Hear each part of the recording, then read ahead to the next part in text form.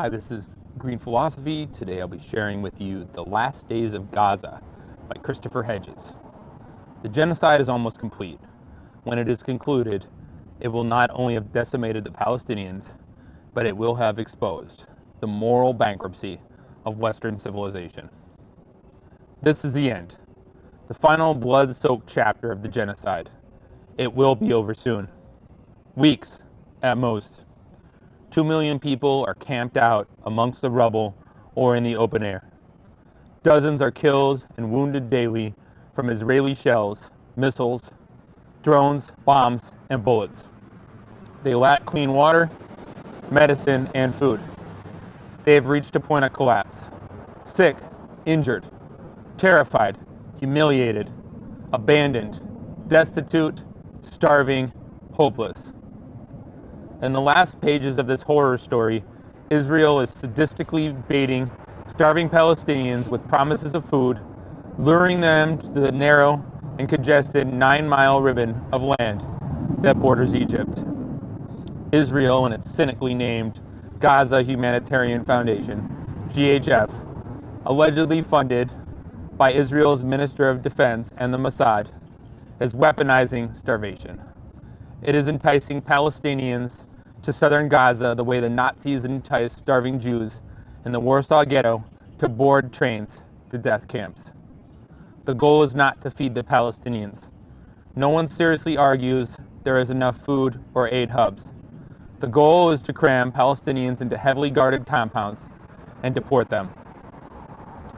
What comes next? Christopher Hedges has long stopped trying to predict the future. Fate has a way of surprising us.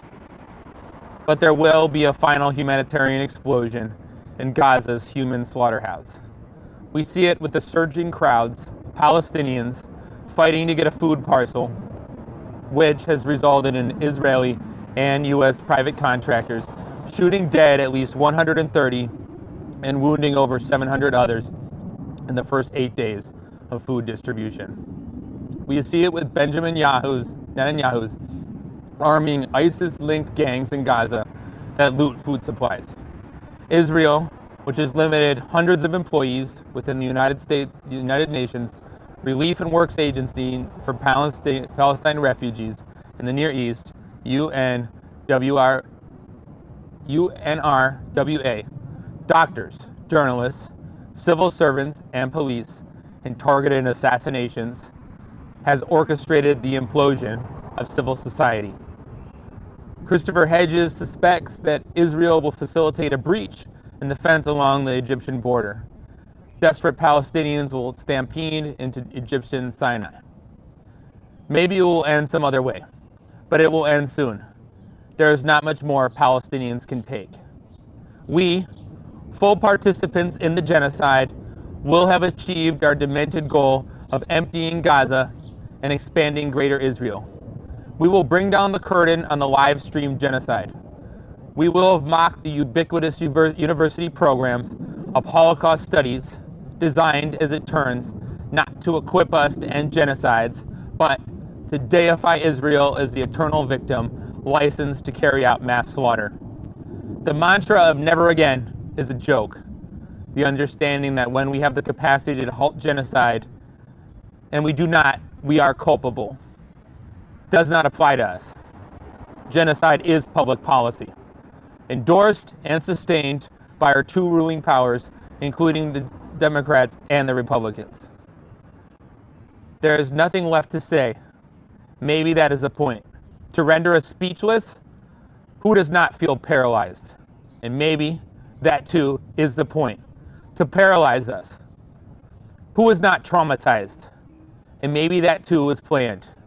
Nothing we do, it seems, can halt the killing. We feel defenseless.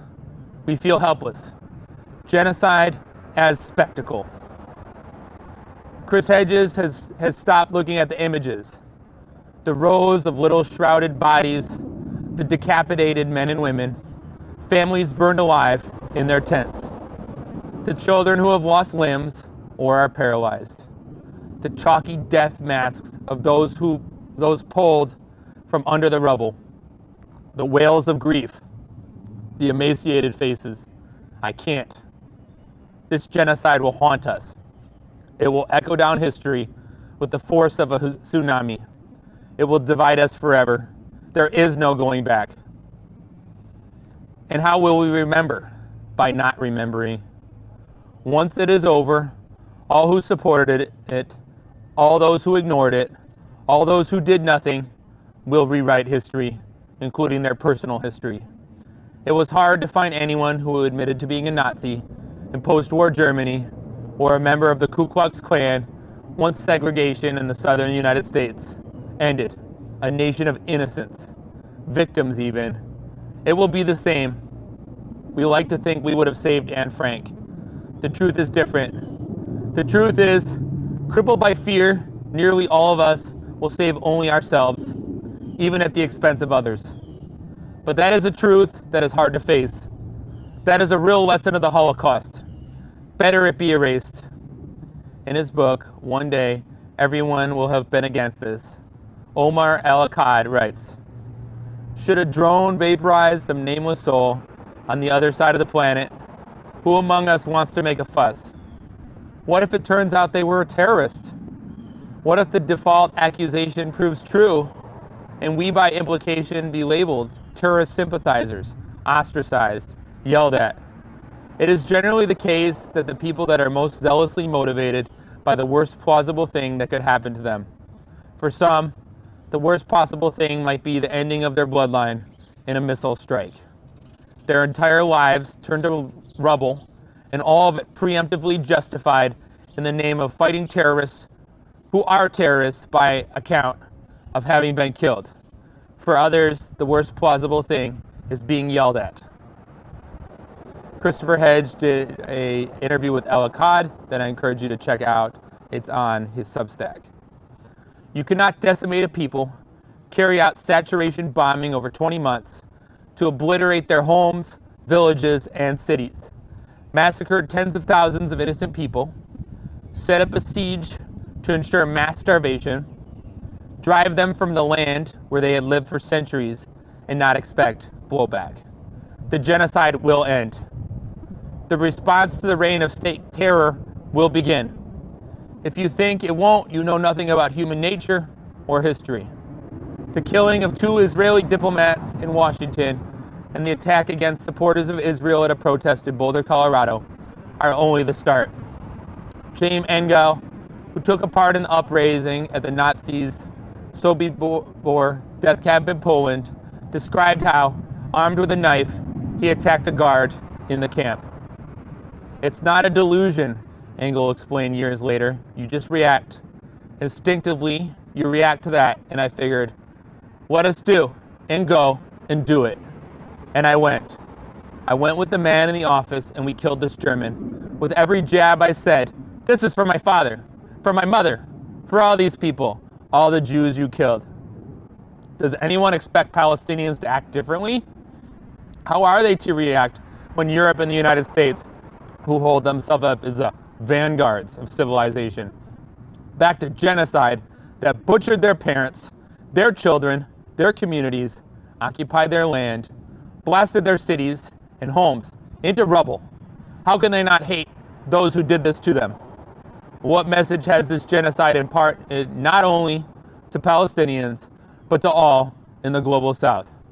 It was unequivocal. You do not matter. Humanitarian law does not apply to you. We do not care about your suffering, the murder of your children. You are vermin. You are worthless. You deserve to be killed, starved, and dispossessed. You should be erased from the face of the earth. To preserve the values of the civilized world, it is necessary to set fire to a library.